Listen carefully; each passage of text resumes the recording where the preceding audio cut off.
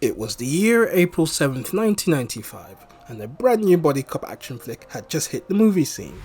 Now this wasn't your typical buddy action cop flick, as it starred two of the most successful sitcom stars from the 1990s.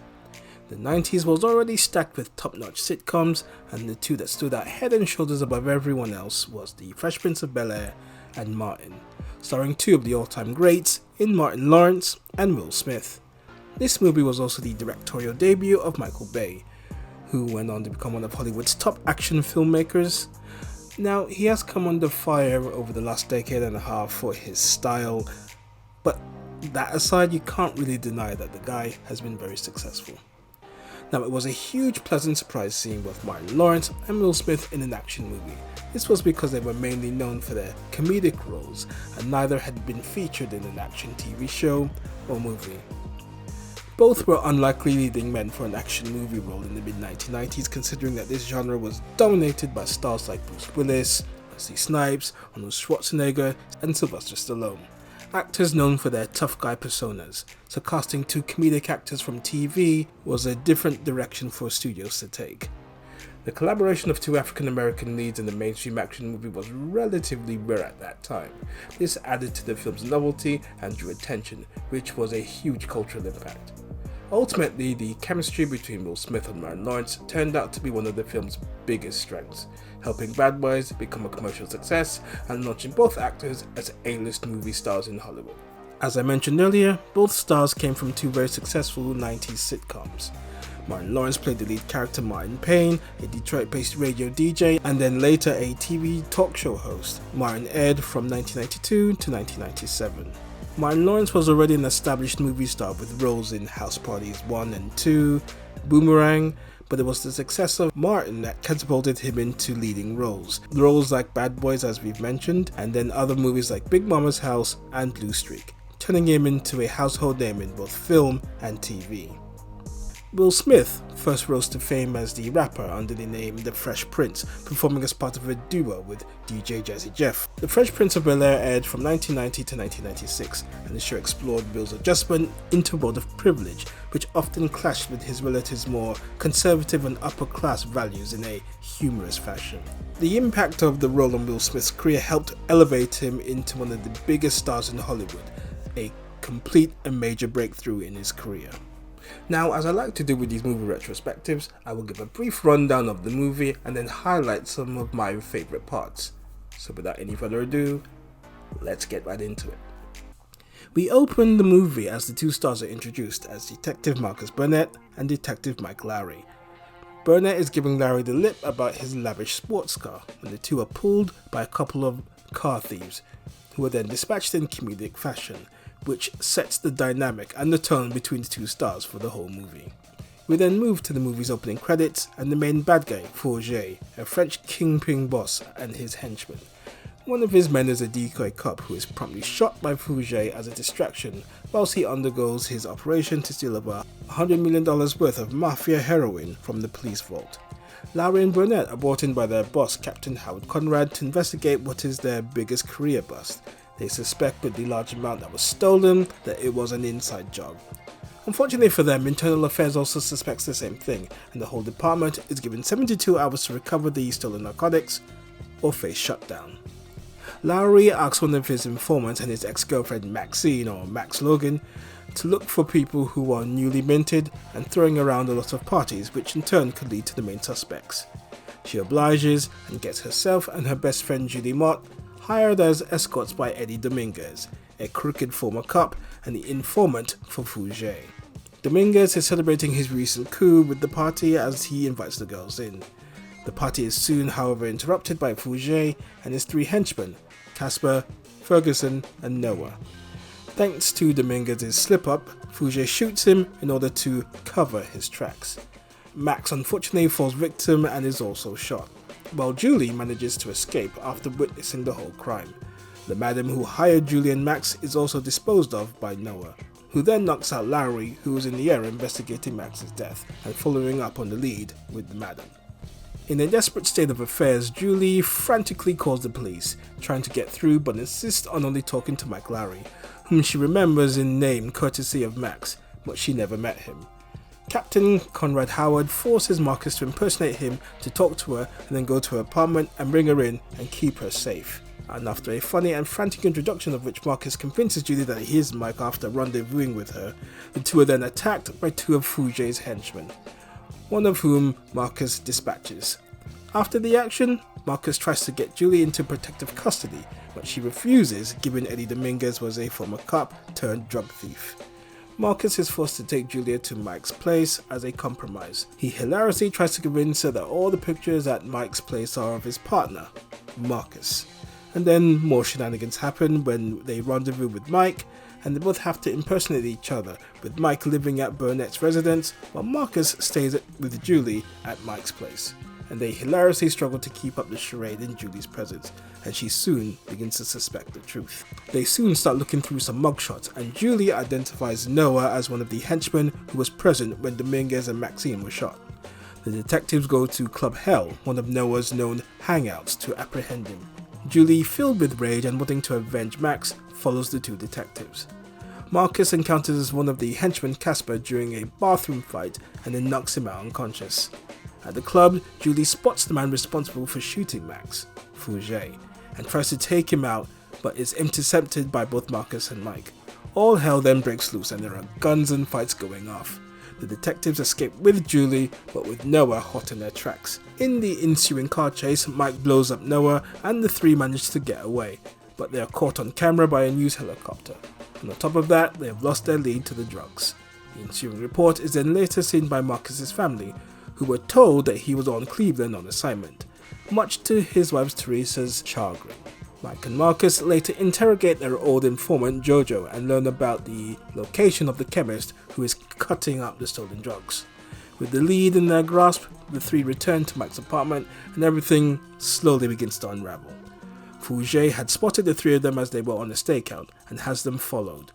Teresa then shows up and confronts Marcus and effectively blows their cover, and Julie's suspicions about Mike and Marcus impersonating each other have now been warranted.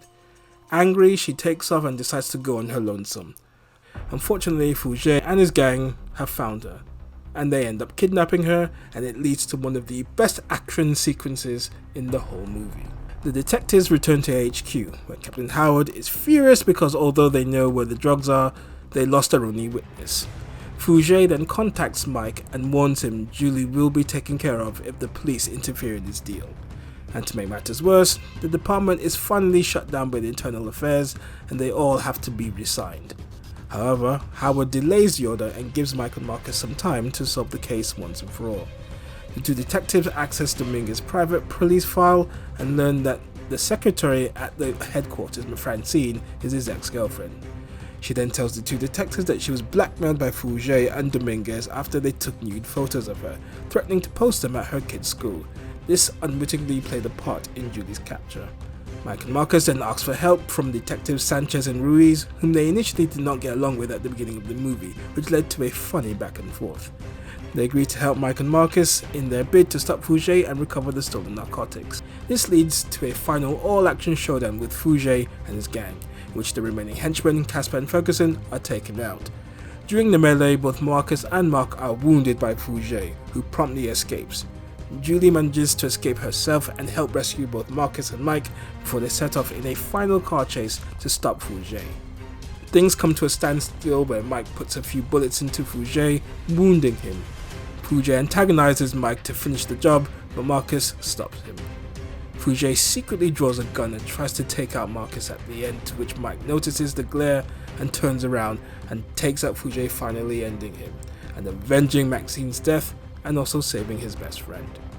The two declare their friendship for each other in their own funny and charming way. Julie then joins in with Marcus, giving her props for her bravery in the whole ordeal. The movie ends when Marcus hilariously handcuffs Mike and Julie together, as Julie had shown an early interest in Mike. Marcus was only too happy to oblige, and exhausted, he heads back to his family, as Mike and Julie are annoyed at being left in the handcuffs, and the movie fades to black and the end credits. So many things to take from this movie. Now, upon its release, it received mixed reviews from critics, like Rotten Tomatoes, Bad Boys holds an approval rating of 43% on 69 reviews, with an average rating of 5.3 out of 10.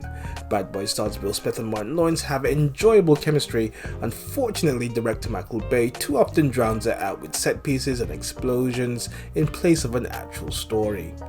Robert Ebert, in his video review of the film on At The Movies, noted that despite the highly energetic approach of the two lead actors and the visual style of the film, their acting talents were mostly new wine, old bottles, and they had borrowed several tropes from already established action franchises like Beverly Hills Cop and Lethal Weapon.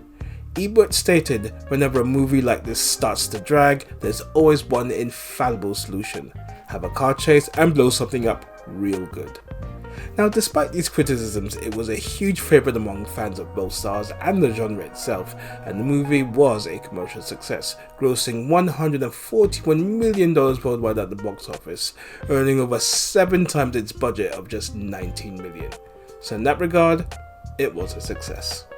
In the film's early stages of development, producers Don Simpson and Jerry Bruckheimer initially had Dana Carvey and John Lovitz in mind for the two roles of the two main detectives, and the movie was going to be known as Bulletproof Hearts. Legendary chat show host and actor Arsenio Hall had been approached for the role of Mike Lowrey, but he turned it down, and eventually the role went to Will Smith. There was also plenty of improvisation throughout the movie, like the beginning car scene. The whole two bees in the sea line was improvised, and then there was the funny scene in the convenience store when the clerk has put a gun to both Burnett and Lowrey, and that scene was also improvised. Given how funny that entire scene was, it really wasn't surprising that this was an improvised line. It was a movie filled with plenty of great moments, and here are some of my standouts. The pillow talk misunderstanding, when Marcus is accidentally caught on the phone with his wife when Mike is in the background, creating an awkward conversation that makes it sound like they're lovers.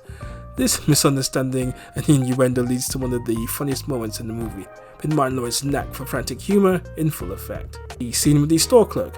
Already on edge and suspicious of the two detectives, he immediately assumes that Mike and Marcus are there to rob him. The situation escalates when he pulls out a shotgun and then shouts, "Freeze, mother bitches!"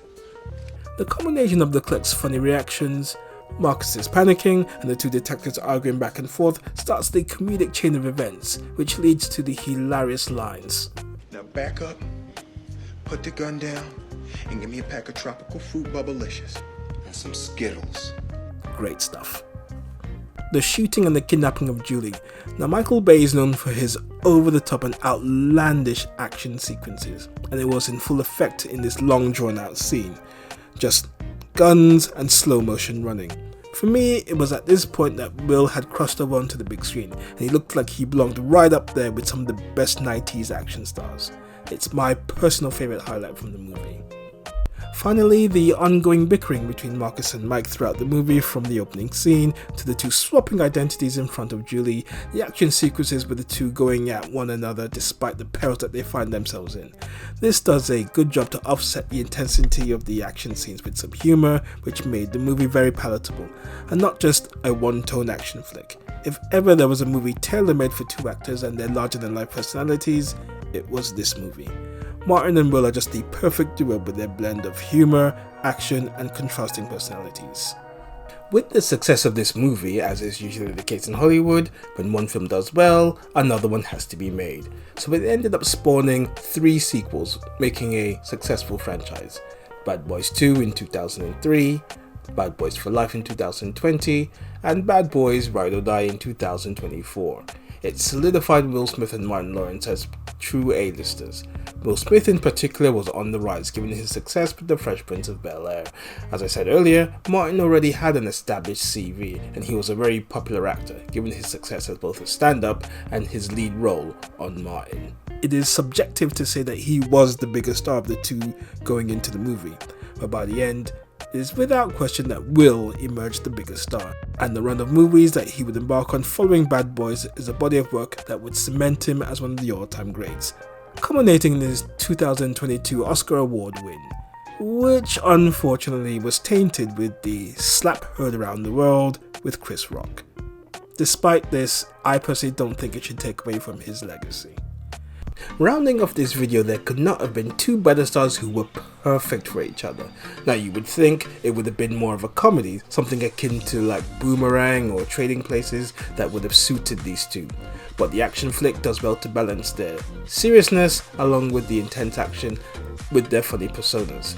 Of all the Bad Boys movies, many, including myself, still regard this first outing as the best of the franchise. It had more story to it, rather than the other sequels which were largely jam-packed with guns and explosions, and quite frankly not too much in the way of story. About 30 years later, this movie still holds up, and it comes about as the two stars were well into their runs in their respective sitcoms. Plenty of laughs, plenty of swears, plenty of action, guns, explosion. Bad Boys is a fun, no-nonsense action flick that can be enjoyed over and over again.